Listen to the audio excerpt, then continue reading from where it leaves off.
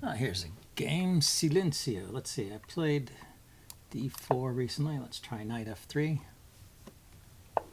Maybe we'll get some kind of Reti. I can still play a fianchetto here.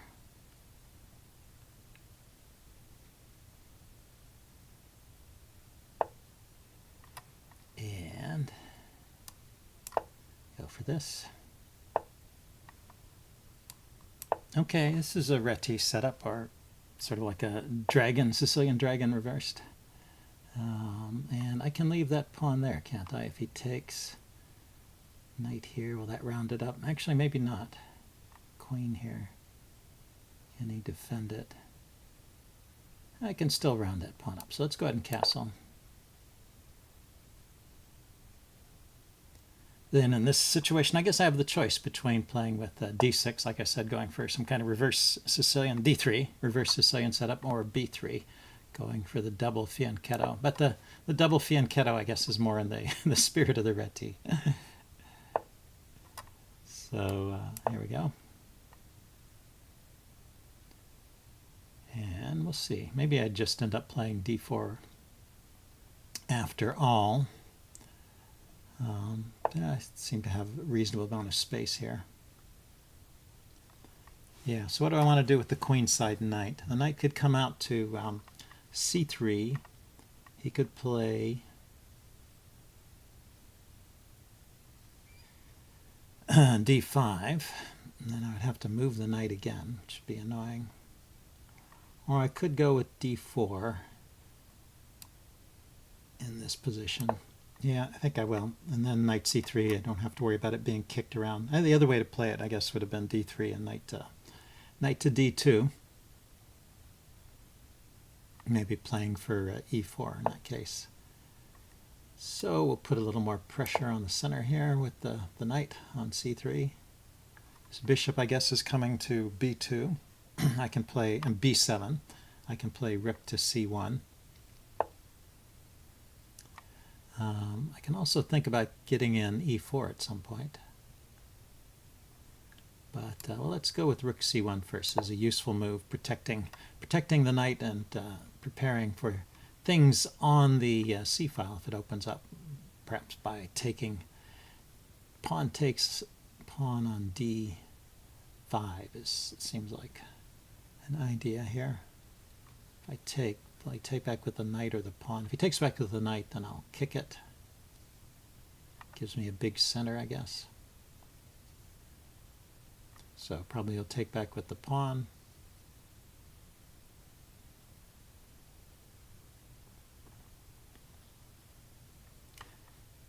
And then his bishop is blocked in.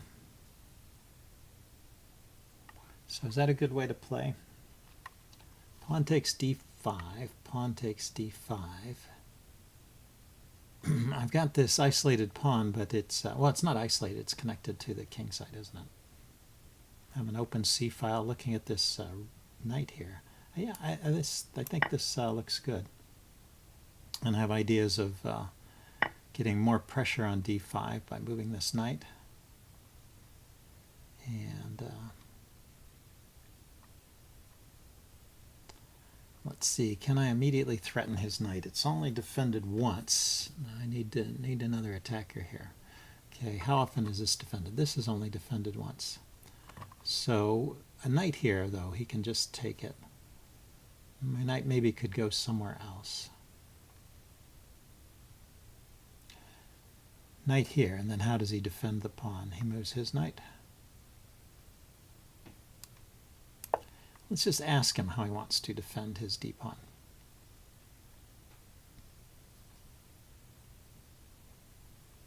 And maybe my knight can come to f5 at some point. That might be an interesting square for it. Hit his bishop. And I'm playing this move with tempo because I am attacking. Oh no, I'm not attacking. I'm not counting right. So I've got a knight and a bishop, but he has a knight and a queen, so I'm not attacking that. But I am still thinking about knight f5. Maybe that's an idea here.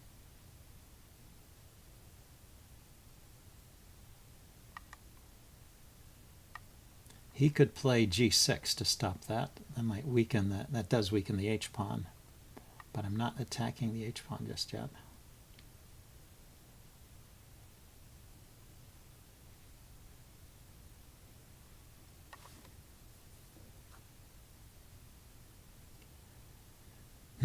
What else? If there were a way to double rooks on the c-file, then this knight move would be with tempo.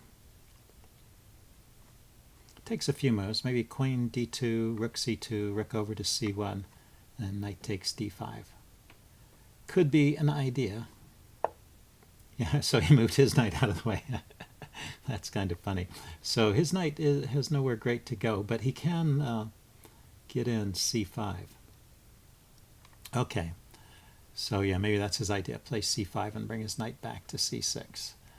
So I can play knight f5 now. And where is he moving his bishop? He can play bishop to b4. It's not a pin though.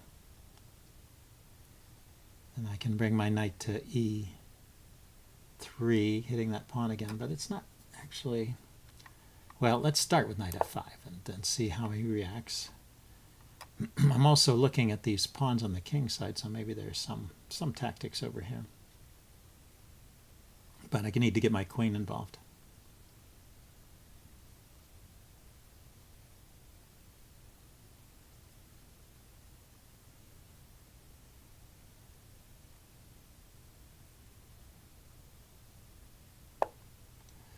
So he doesn't mind giving up his dark squared bishop. I was thinking that's a good piece to get rid of.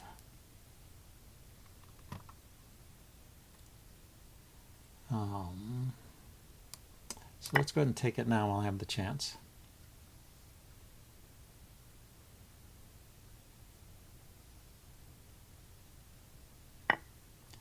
And then do I want to play d3 here? d3, the knight could come around to the queen side, king side, and it opens up a line for my queen to come out. Let's see. Or I could play queen d2. Well, his knight is no longer in the line of the c-file. Yeah, so let's switch to this d3 idea. So my pieces aren't tied down defending d2. Queen can come out to f3. The knight can come to f4.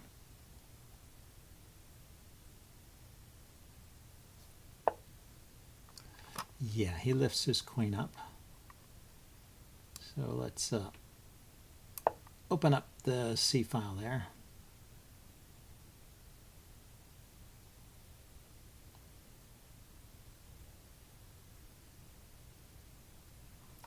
So knight f4, is he going to kick it with g5? It's possible. He's really overprotected his d-pawn, so I don't have any play against that. I do have bishop to a3 hitting his rook at some point. It might be useful to put that bishop on that diagonal.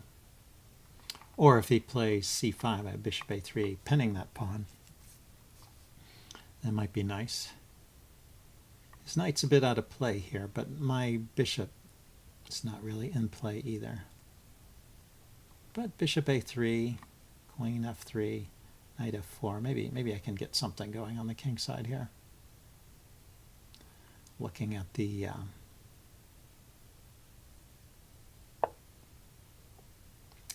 okay, he just goes there. Let's start with bishop a3, see where he wants to go. My bishop really isn't doing anything there. So my idea would be kind of a long-winded one. Knight f4, queen f3, and then the knight goes back to e3 and forward to e5, and I'm coordinating on the f2 square.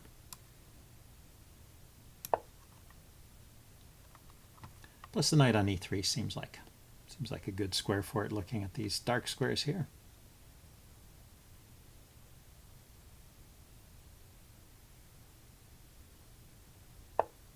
So yeah, so he does kick it.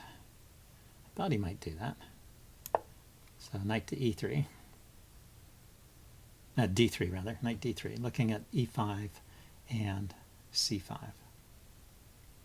And queen f3 comes with tempo now. He brings his knight back into the game. Ah, his knight is looking at the e5 square. So this makes me wonder if there's ideas of a exchange sack on c6.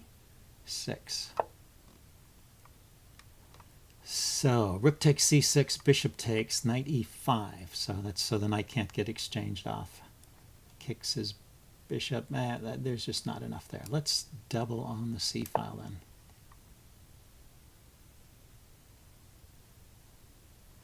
Yeah, he can play g. He can play g4 at some point and kick my queen back. Ah, he's hitting my knight. Not a bad idea, actually. It's similar to what I did. Put the bishop on the square where it's a little more active. Let's see. So let's defend the knight for now. Let's think. Now, this is a little different. So I could consider rook takes knight, queen takes, knight here hitting the queen. But the queen just comes back here defending his knight. It's not like the queen can't do that.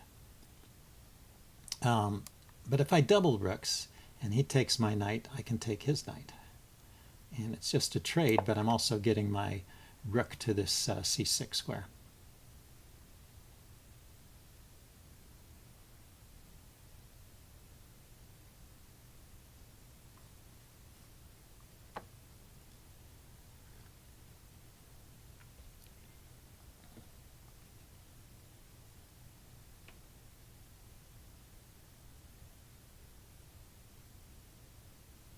So let's see how he responds. He could just drop his bishop back to defend.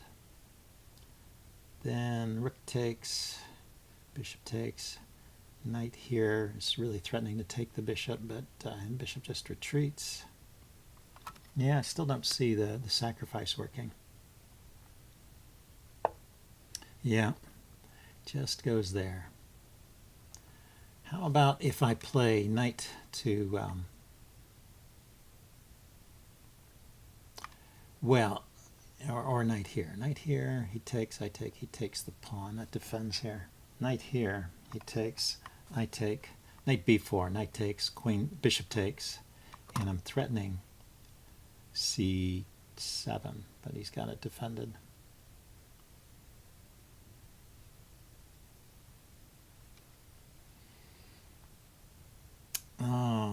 Yeah, it's hard to say. How do I make something of my rooks? How do I make something of my rooks on the C file? Okay, I'm going to play kind of a nothing move because I have not got an active plan that I can find at the moment. But I can maybe improve my position a little bit by bringing my king over to h2. Maybe I can play g4. King h2, pawn to g4, queen g3. Maybe play for f4, but that leaves the d pawn undefended. He's got pressure on the d file. Oh, it's tricky. Okay, so he hops in there. So let's bring my king over to h2. Extra defender for the h3 pawn there.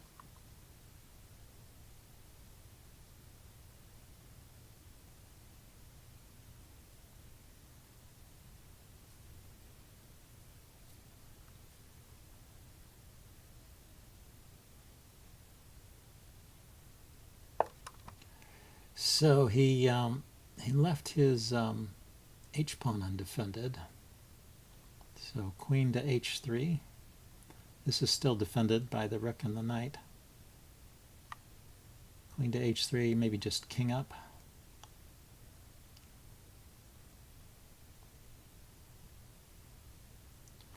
Or pawn forward. I could kick the knight.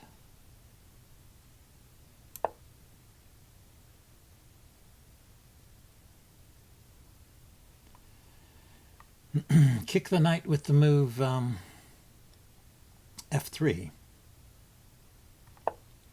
Yeah.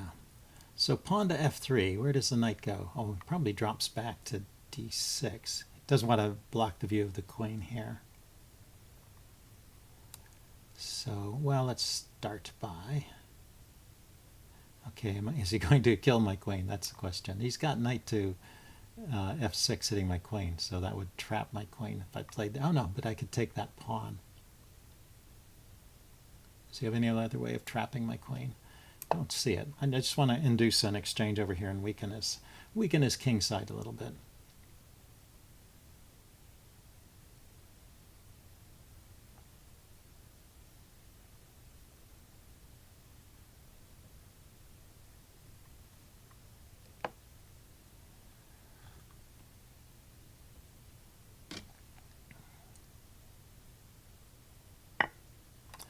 Yep, he takes. So do queen takes or pawn takes? Pawn takes, I guess.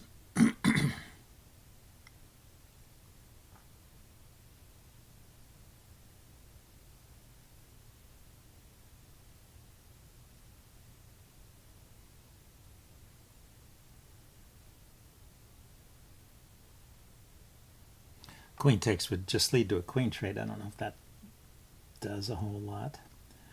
So how about... I can always drag his queen away by exchanging on on c6, but that's like a double exchange sacrifice. Okay, so he just voluntarily moved his knight away. How about if I take that off? Oh, he left his knight undefended. That's why that was a mistake.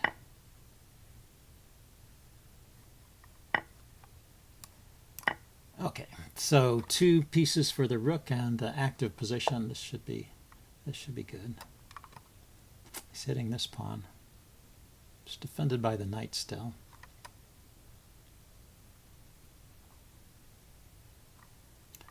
If I take here,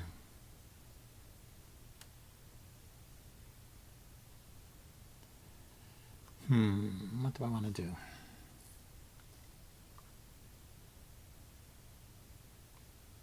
I want to try and get more pressure on that knight. So let's see if I can do that. This is the c2 pawn, f2 pawn is still covered here from the rook. Let's bring his queen over to look at my knight. I was planning to jump in here like this, hitting his queen, leaving the c2 pawn momentarily, f2 pawn momentarily unprotected, but well, maybe I can break through like this. I do have this check. Getting low on time here. So the imprecisions are creeping in. Rook takes, bishop takes. I don't know.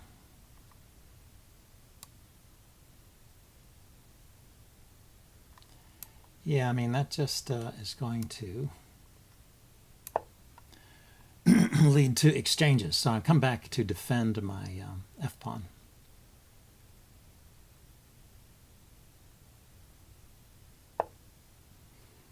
Okay, he's trying to undermine my knight. Let's see, the knight can hop back here, can go there. This is a fork.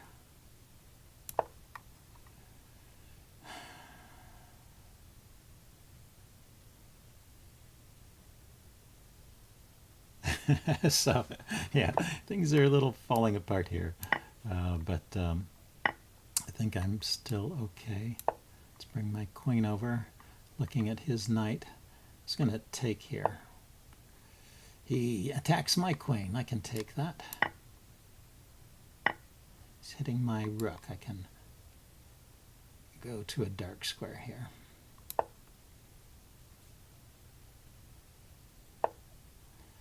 He's chasing my queen.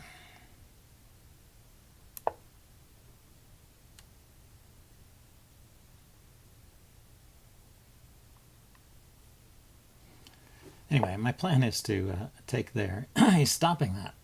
How annoying. Let's see. Now I'll be able to take there with a check. Oh, that's a check on me. Okay.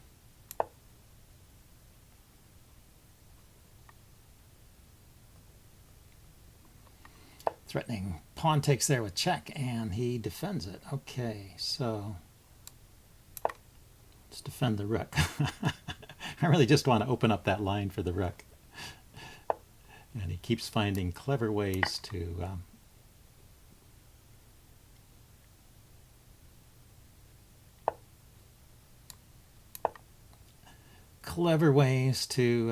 set up problems for me.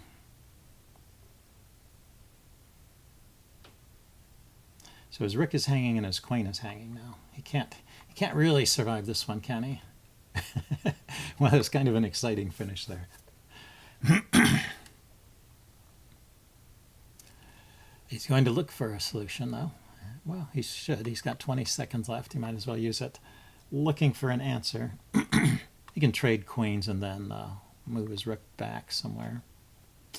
But that would be pretty hopeless.